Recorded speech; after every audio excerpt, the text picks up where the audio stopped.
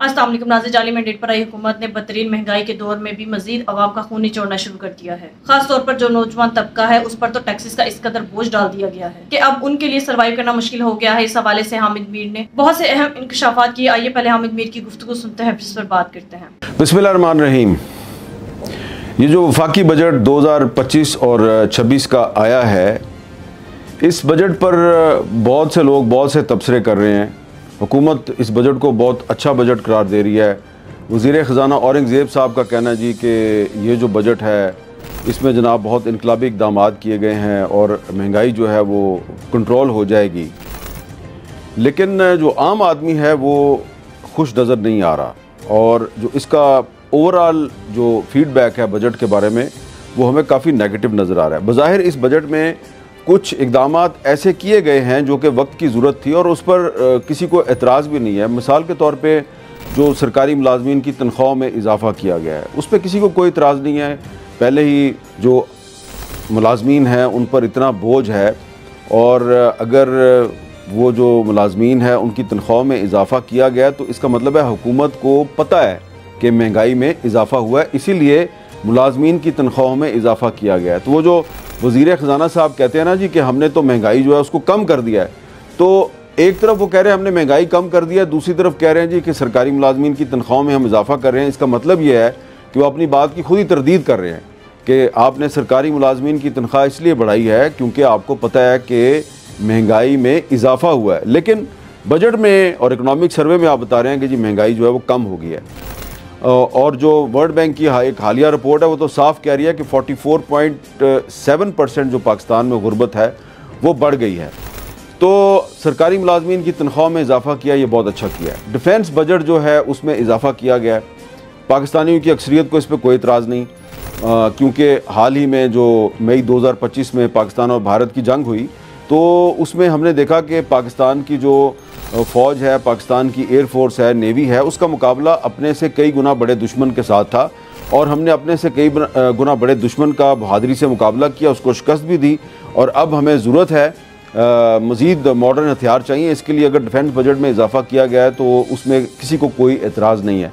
लेकिन इस बजट में कुछ इक़दाम ऐसे किए गए हैं जिससे कोई अच्छा मैसेज नहीं गया। मिसाल के तौर पे प्राइम मिनिस्टर हाउस और प्रेसिडेंट हाउस के जो खर्चे हैं वो बढ़ाए गए हैं, उनमें इजाफा किया गया है। ये खर्चे जो हैं इनको कम करने की ज़रूरत थी। एक तरफ आप कह रहे हैं कौम को कि आप जी बचत करें और आप फजूल खर्ची ना करें, दूसरी तरफ आप प्राइम मिनिस्टर हाउस और प्रेसिडेंट हाउस के खर्चे जो हैं उनमें इजाफा कर रहे हैं, उनके अखराजात में आपने इजाफा किया है। फिर कुछ अर्सा पहले तक वज़ीर आज़म साहब कह रहे थे कि जी solar is the name of the game, और वो कह रहे थे जी कि जो सोलर एनर्जी है उसके ज़रिए पाकिस्तान में इनकलाब बर्पा हो सकता है। उसके बाद लोग जो हैं वो सोलर पैनल की तरफ चले गए क्योंकि उसकी बहुत सी वजूहात थी। एक तो हुकूमत जो है वो इनकरेज कर रही थी, दूसरे बिजली की बहुत लोड शेडिंग होती थी, बिजली महंगी हो गई थी, तो लोग सोलर की तरफ चले गए। लोगों ने अपने घरों पे सोलर पैनल लगाने शुरू कर दिए। सोलर पैनल्स की वजह से जो किसान हैं उनको भी कुछ फ़ायदा हुआ, आम आदमी को भी बहुत फ़ायदा हुआ। लेकिन अब हुकूमत ने इस बजट में क्या किया है कि जो सोलर पैनल्स हैं उनकी इंपोर्ट पर 18% ड्यूटी आयद कर दिया, जिससे कि सोलर पैनल महंगा हो जाएगा। ये अब क्यों किया गया है?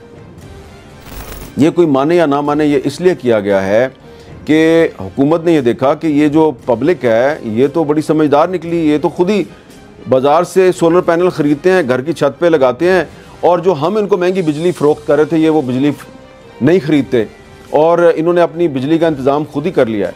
तो ये जो अवाम की खुद इन्हिसारी थी ये हुकूमत को पसंद नहीं आई, तो उनको दोबारा सरकारी इदारों से बिजली ख़रीदने पर मजबूर करने के लिए सोलर पैनल महंगा कर दिया गया।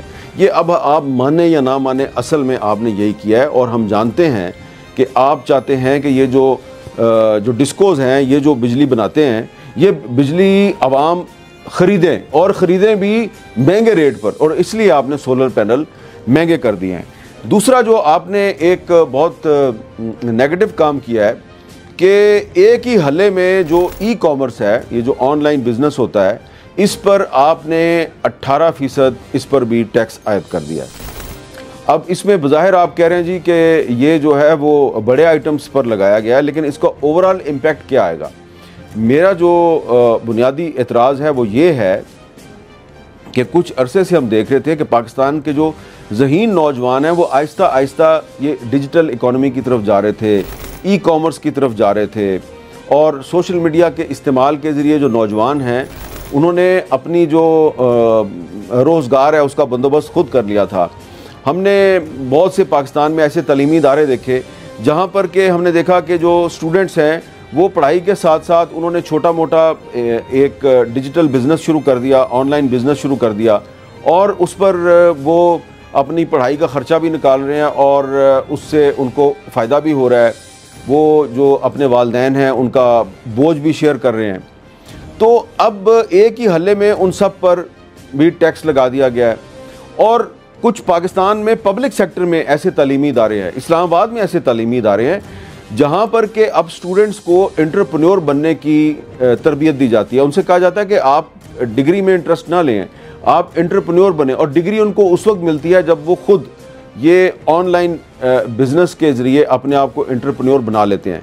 तो अब वो जो स्टूडेंट्स हैं जो कि अपनी एक तालीम के तरीक़ाकार के तहत एंटरप्रेन्योर बनने के लिए वो एक ऑनलाइन बिज़नेस कर रहे हैं, तो उन पर भी आपने टैक्स लगा दिया है, और इससे उनकी हौसला शिकनी होगी।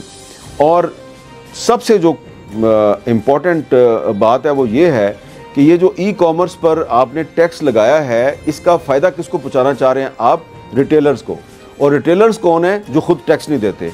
इस पूरे बजट में जो परचून फरोश है, जिनको आप छोटा ताजर तबका कहते हैं, वो बज़ाहिर तो छोटे ताजर होते हैं, लेकिन आप देखें कि पाकिस्तान के तमाम बड़े शहरों की जो मार्केटों में जो छोटी छोटी दुकानों वाले लोग हैं वो रोज़ाना लाखों रुपए का कारोबार करते हैं और उनकी जो माहाना आमदनी होती है वो करोड़ों रुपए में होती है, लेकिन टैक्स वो बिल्कुल मामूली सा देते हैं और उनको आप रिटेलर्स कहते हैं।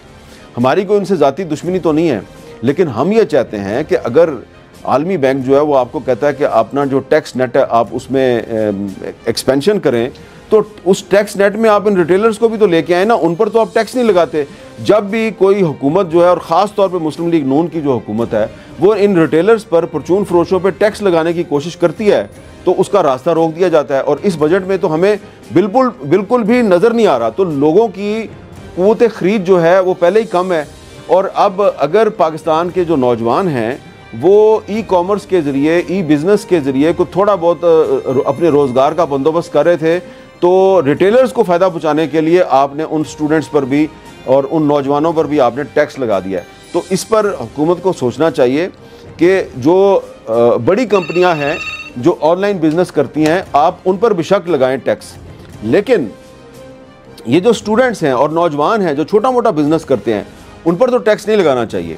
और ये जो टैक्स लगाया गया है रिटेलर्स को फ़ायदा पहुँचाने के लिए, ये जो मैं बात कर रहा हूँ इसका सबूत मेरे पास वज़ीर ख़ज़ाना औरंगज़ेब साहब की तकरीर है जो उन्होंने कौमी असम्बली में पढ़ी और मेरे सामने पढ़ी है।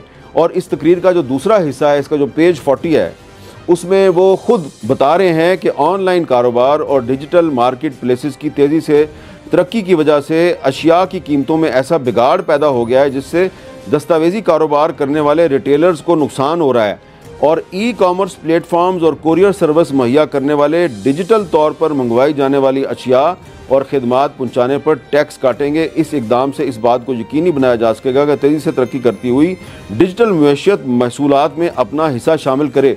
वो ऑलरेडी महसूलात में हिस्सा तो शामिल कर रहे हैं वो, लेकिन आपको चाहिए था कि कम अज़ कम स्टूडेंट्स को और जो नौजवान तबका है जो छोटा मोटा बिज़नेस करते हैं, आप उन पर तो इतना 18% टैक्स तो ना लगाएं आप। और जिन रिटेलर्स को आप कह रहे हैं कि जी उनके मुकाबले पे आपने ये टैक्स लगाया, वो खुद कितना टैक्स देते हैं? क्या वो 18% टैक्स देते हैं? बिल्कुल भी नहीं देते। तो लगता ये है कि एक तबके को फ़ायदा पहुँचाने के लिए जो नौजवान हैं, जो स्टूडेंट्स हैं, उन पर बोझ डाल दिया गया। और सबसे अहम बात यह है कि एक बहुत अमीर तबका है पाकिस्तान में जिसको कहते हैं प्रॉपर्टी बिज़नेस से वाबस्ता लोग हैं, जिनको अब पाकिस्तान में प्रॉपर्टी टाइकून्स की भरमार हो गई है, हाउसिंग स्कीमों की भरमार हो गई है। ये वो लोग हैं जो रियल स्टेट का कारोबार करते हैं। तो ये जो रियल स्टेट का कारोबार करने वाले लोग हैं, ये कोई इंडस्ट्री तो नहीं ना लगा रहे, ये रोज़गार के मौके तो पैदा नहीं कर रहे, ये तो ज़मीन ख़रीदते हैं और फिर उसको बेच देते हैं, हाउसिंग स्कीम बनाते हैं, उसमें फिर वो उसको बेच देते हैं, उसमें वो मकान बनाते हैं, फ्लैट बनाते हैं, अपार्टमेंट बनाते हैं। तो ये जो रियल स्टेट का बिज़नेस है, ये इस बिज़नेस को रिलीफ दिया गया है, इनको इस नए बजट में रिलीफ दिया गया है। तो आप देखें कि आपको चाहिए था कि आप इनको भी टैक्स नेट में लेके आते। अगर आपने ई कॉमर्स पे 18% टैक्स लगा दिया, अगर आपने सोलर पैनल पर 18% टैक्स लगा के आम आदमी जो है उस पर बोझ में इजाफा किया है, तो ये रियल स्टेट बिजनेस करने वाले लोग हैं जो ऑलरेडी इतने अमीर लोग हैं, तो इनको आपने इतनी रिलीफ क्यों दिया है?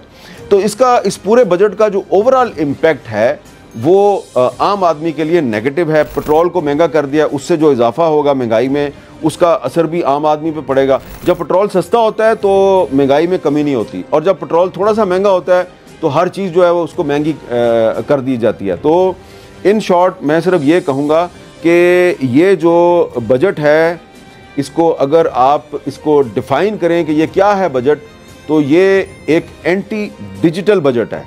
एंटी डिजिटल बजट है इसलिए कि आपने ई कॉमर्स पर जो टैक्स आयद किया है, उस टैक्स से पाकिस्तान में जो ई बिज़नेस है और जो डिजिटल इकोनॉमी की जो प्रमोशन है वो रुक जाएगी। और इस वक्त जबकि पाकिस्तान में आपको इंफॉर्मेशन टेक्नोलॉजी, आर्टिफिशियल इंटेलिजेंस और ई कॉमर्स को फ़रोग देने की ज़रूरत है, आपने उस पर टैक्स लगा के तो रिटेलर्स जो हैं, परचून फरोश हैं, जो खुद टैक्स नहीं देते, आपने उनको फ़ायदा पहुँचाया। तो ये कम से कम जो स्टूडेंट्स हैं और जो नौजवान तबका है जो छोटा मोटा कारोबार करते हैं, कम से कम हुकूमत को चाहिए कि उनको रिलीफ दे। ये जो बजट है, लगता नहीं कि इस बजट में जो टारगेट्स हैं उनको अचीव किया जाएगा, और आपने मिनी बजट लाना ही लाना है। तो मिनी बजट अगर आपने लाना ही है तो उसमें कम से कम जो पाकिस्तान के जो स्टूडेंट्स हैं और जो नौजवान तबका जो ये ऑनलाइन बिज़नेस के ज़रिए, सोशल मीडिया के ज़रिए छोटा मोटा कारोबार करता है, तो उनको चाहिए कि आप रिलीफ दें। नौजवानों की हौसला अफजाई करनी चाहिए, और डिजिटल इकोनॉमी के दौर में जो ई बिज़नेस है उसकी हौसला अफजाई करनी चाहिए, ना कि उस पर आप इतना भारी टैक्स लगाएं और किसको फ़ायदा पहुँचाएं? रिटेलर्स को, परचून फरोशों को, क्योंकि वो मुस्लिम लीग नून के वोटर हैं। Thank you. नाज़रीन, जैसा कि आपने हामिद मीर की जुबानी सुना कि ई कॉमर्स जिसका ताल्लुक इस मुल्क के नौजवान नस्ल से है, वो नौजवान जो स्टडी भी करते हैं और इसके साथ साथ वो एक छोटा मोटा कोई भी बिजनेस भी करना शुरू कर देते हैं, उसके जरिए वो कुछ पैसे कमाकर अपनी स्टडी का खर्चा भी उठाते हैं और अपने वालिदैन को सपोर्ट भी करते हैं। लेकिन अब इस नून लीगी हुकूमत और पीपल्स पार्टी की हुकूमत दोनों ने मिलकर ऐसा बजट पेश किया जिसमें ई कॉमर्स पर भी 18% टैक्स लगा दिया गया है। पहले इस मुल्क में रोजगार के मौके ये हुकूमत देने में पूरी तरह से नाकाम रही है, और अगर नौजवान तबका अपने लिए कोई ऐसा मौका पैदा करने में कामयाब हुए हैं तो उस पर भी हुकूमत ने 18% टैक्स लगा दिया है। पूरी तरह से उनकी कमर तोड़ने की कोशिश की जा रही है। इस हवाले से हामिद मीर का कहना था कि इसके पीछे एक ही वजह है, ताकि वो रिटेलर्स जो परचून की दुकानें खोल के बैठे हैं उन्हें फायदा दिया जा सके, क्योंकि नून लीग को लगता है कि वो परचून फरोश नून लीग के वोटर्स हैं और ये सिर्फ नून लीग को ही वोट देंगे। लिहाजा ई कॉमर्स वालों पर ज्यादा से ज्यादा टैक्स लगाया जाए ताकि वो इससे डिस्करेज हों और अपना कारोबार बंद करें, और रिटेलर्स जो हैं वो जो इनको वोट देते हैं सिर्फ उन्हें ही इसका फायदा हो। लेकिन आज इन मुनाफिकों को ये नहीं पता कि चाहे रिटेलर्स हो, चाहे नौजवान तबका हो, चाहे किसी भी शोबे से ताल्लुक रखने वाले लोग क्यों ना हो, नून लीग से सभी तंग आ चुके हैं। अब अवाम इन्हें वोट देना तो दूर की बात है, इनकी शक्लें भी नहीं देखना चाहती। लेकिन नाज़रीन, इस हवाले से नून लीग वालों ने एक चाल चली है। इन्हें ये लगता है कि अगर रिटेलर्स जो इनसे बदजन भी हैं और शायद वो फिर से इनकी तरफ माइल हो जाए, लेकिन शायद ये इनकी सबसे बड़ी भूल है। और दूसरी तरफ लोड शेडिंग की सूरत हाल इस वक्त मुल्क में बदतरीन है, और जिस तरह से बिजली पर भी टैक्सेस लगा दिए गए हैं और बहुत ज्यादा बिजली का बिल आ रहा है। इतनी किसी की तनख्वाह नहीं होती जितनी उसे बिजली के बिल अदा करने पड़ जाते हैं। पाकिस्तानी अवाम जो कर्जे लेकर और पता नहीं किन मुश्किल हालात से गुजर कर अपना पेट पूरा कर रहे हैं, यानी कि 2 वक्त की रोटी पर गुजारा कर रहे हैं, और वो गरीब तबका जो पता नहीं किस तरह से कर्ज लेकर और मुश्किल 2 वक्त की रोटी को पूरा कर रहे हैं, और वो लोग जिन्होंने किसी न किसी तरह से तंग होकर अपने पेट काटते हुए घरों में सोलर पैनल्स लगा लिए थे और घर की छतों पर सोलर पैनल्स लगाकर बिजली पैदा करके अपने लिए थोड़ी सी सहूलत कर रहे थे। लेकिन इस हुकूमत से उनका सुकून और आराम भी बर्दाश्त नहीं हुआ, और अब इन्होंने सोलर पैनल्स पर भी 18% टैक्स लगा दिया है, जिसकी वजह से अब सोलर पैनल्स की कीमतें भी मजीद बढ़ जाएंगी। इसी वजह से अवाम अब सोलर पैनल्स भी नहीं लगा सकेगी, और बिजली के बिल तो पहले ही हुकूमत की तरफ से बहुत ज्यादा आ रहे हैं, और यह हुकूमत इसी तरह से अवाम पर टैक्सेस का बोझ डालकर अवाम का खून निचोड़ती रहेगी। नाज़रीन, ये जाली मैंडेट पर हुकूमत की तरफ से बजट पेश नहीं किया गया, बल्कि अवाम के लिए जंग की सी सूरत हाल बना दी गई है। नाज़रीन, आपकी इस बारे में क्या राय है? कॉमेंट में जरूर बताइएगा। अगली वीडियो में मिलते हैं, तब तक के लिए।